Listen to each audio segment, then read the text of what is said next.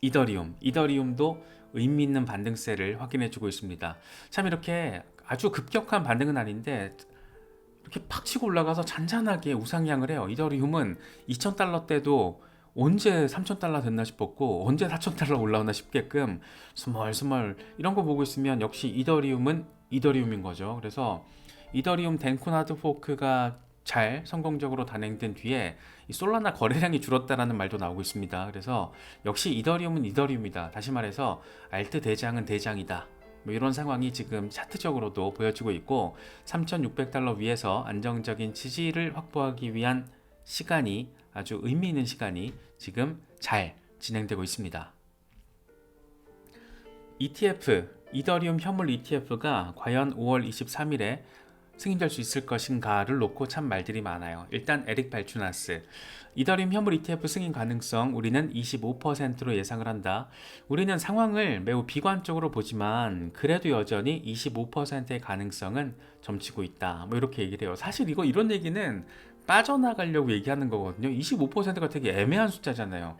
혹시라도 승인될 수는 있어. 이런 뉘앙스를 담고 있는 퍼센테이지이기 때문에 이거 되게 지금 웃긴 얘기하고 있는 거예요. 그러면서 이제 근거가 뭐냐면 발행사들과 규제기관, SEC 말하는 거죠. 이 사이에 대화 참여가 되게 부족해. 그래서 아무래도 의도적인 것 같다. 어디를 봐도 긍정적인 신호나 정보가 없다. 개인적으로는 승인해 주기를 바라지만 글쎄 안 될 가능성이 매우 높아 보여. 그래도 가능성은 25%. 약간은 가능성이 있다라는 얘기를 이렇게 조금 뭐 좋게 말하면 위트, 나쁘게 말하면 무책임. 뭐 이렇게 지금 이야기를 하고 있습니다. 이에 대해서 이 그레이스케일의 CLO죠. 이 법률 책임자인 크레이기 살름이 이렇게 얘기를 해요. 최근 이더리움 현물 ETF와 관련해서 여러 가지 관측이 나오고 있는데 나는 당연히 승인돼야 한다라고 생각을 한다.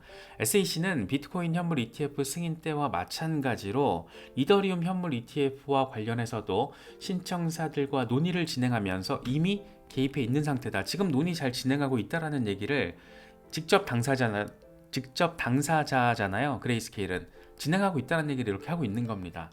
그러면서 덧붙이는 얘기가 다만 비트코인 현물 ETF 때와 비교를 했을 때 SEC가 개입할 일이 적을 뿐이다. 그러니까 비트코인 현물 ETF는 암호화폐 첫 현물 ETF였기 때문에 SEC가 개입을 해서 따져봐야 될 게 많았고 이게 정리가 됐다라는 거죠. 그래서 지금은 그때와 비교를 했을 때 개입할 일이 적을 뿐이다. 지금으로서는 규제 당국의 참여 부족으로 인해서 다른 결과가 나올 거라고 속단해서는 안 된다라고 생각을 한다.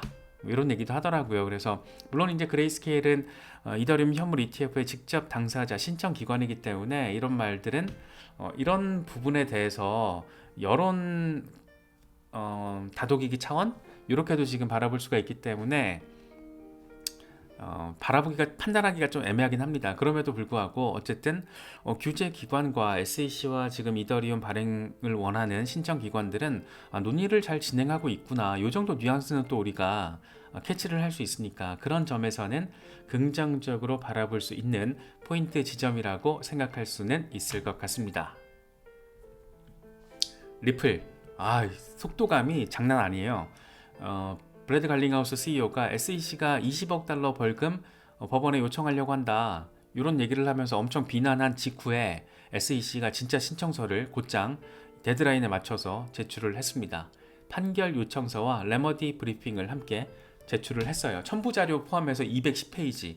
와, 일단 기본적으로 이거 한 페이지만 제대로 이해하기도 되게 힘든데 일반인 입장에서는 뭐 210페이지에 달하는 분량이고 지금 미국 변호사들 리플 진영에서 활동을 하는 미국 변호사들도 제대로 해석을 못하고 있어요. 지금 엄청 빡셉니다. 그래서 간단하게 분위기 정도만 일단 체크를 하고 요 사람들이 좀 분석을 한 내용들이 나올 때까지 조금은 시간을 기다려야 되지 않나 뭐 그런 생각이 들더라고요. 저도 챗 GPT 활용해서 이거 좀 맥락 좀 뒤져보려고 했는데 너무너무 복잡해요. 진짜 무슨 말인지 하나도 모르겠어요. 그래서 GPT도 헷갈려 하더라고요.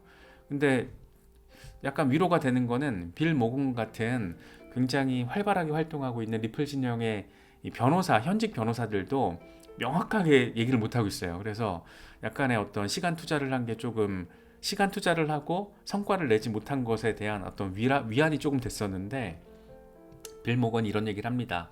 SEC는 지금 일부 리플이 SEC가 말하는 게 뭐냐면 리플이 기관들 대상으로 초기 판매할 때 일부 기관에는 할인 판매를 하고 다른 기관에는 할인 판매를 제공 안 한 것은 이 기관 투자자에게 피해를 입혔다. 뭐 이렇게 지금 주장을 하고 있다는 겁니다.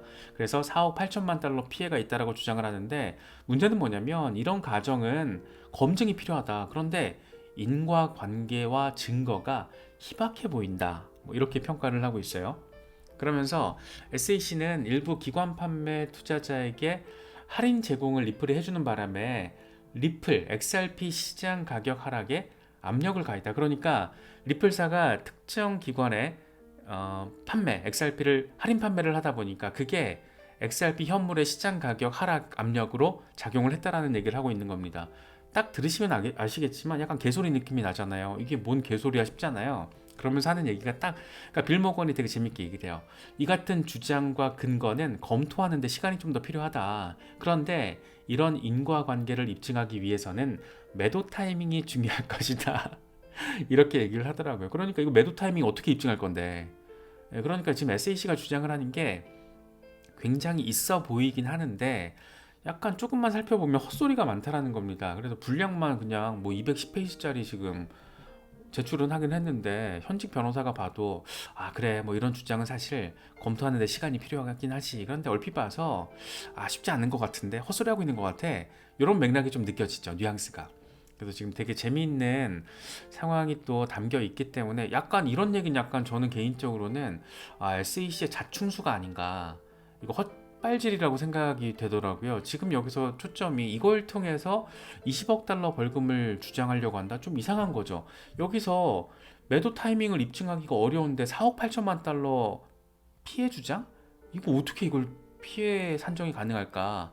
애매한 겁니다. 뭔가 복잡하게 계산은 되게 복잡하게 돼 있더라고요. 봐도 뭔지도 모르겠어요. 그런데 그걸 통해서 이게 입증 가능한 상황인 걸까? 일단 퀘스천 마크. 이런 얘기도 있어요. SEC는 리플이 약식 판결을 완전한 승리라고 주장한 것이 리플이 반성하지 않는다라는 증거라고 지금 주장을 하고 있다. 그 이후로도 XRP 판매, 그러니까 그 이후는 약식 재판 판결 나온 지난해 7월 이후로도 XRP 판매에 대한 정보를 제대로 제공하지 않았다라고 지금 SEC가 주장을 하고 있습니다. 그러니까 벌금을 때려야 된다라는 어떤 논리적인 결론을 도출하려는 것 같은데 이상해요. 보면서 좀 이상하다. 개인적으로는 좀 그런 생각이 많이 들었고 210페이지를 한 번씩은 다 이렇게 훑어는 봤거든요. 무슨 내용인지 명확하게 이해도 안 되긴 하지만 그 20억 달러 벌금이 궁금해서 근데 저는 못 찾겠더라고요. GPT도 못 찾겠대요. 그래서 20억 달러는 지금 어디서 나온 건가라는 생각도 드는데 아마도 브래드 갈링하우스 CEO가 20억 달러 벌금 얘기를 한 거는 양측이 하루 전에 만났을 때 협상 테이블에서 오간 얘기들을 지금 흘린 게 아닌가 그런 생각이 들긴 하거든요. 그래서 없던 얘기를 리플 CEO가 지금 조작해서 했을 가능성은 없고 아마도 그 협상 테이블에서 올라온 내용인데 실제 요청서에는 담겨있지 않은 것 같아요. 담겨있지 않으니까 빌 모건도 언급하지 않은 것 같거든요. 그래서 아마 하루 이틀 안에 여러 현직 변호사들이 분석한 내용들이 나올 겁니다. 그래서 거기서 좀 맥락을 잡고 우리가 2차 해석을 하는 게 정확하지 않나 싶어요. 뭐 저도 그렇고 여기 계신 회원분들도 그렇고 지금 미국 변호사 자격증 갖고 있는 사람이 없잖아요. 그래서 이런 부분들은 너무 막 이렇게 기대감을 가지고 해석하면 안 될 것 같아서 저도 좀 하다가 말았습니다. 도저히 못하겠더라고요. 말이 너무 어렵고 근데 그래서 빌 모건의 멘트를 중심으로 간단하게 분위기만 좀 짚어봤는데 일단 분위기가 어떻다? 이상하다.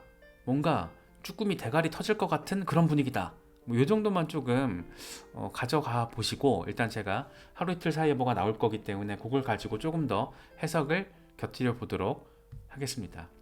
재밌어요. 지금 시에로 스튜어트 알데로티 같은 경우에도 SEC는 허위, 왜곡, 오해를 불러일으키도록 설계된 진술을 하는 곳이다. 완전히 미친놈들이라는 얘기 지금 이렇게 하고 있는 거잖아요.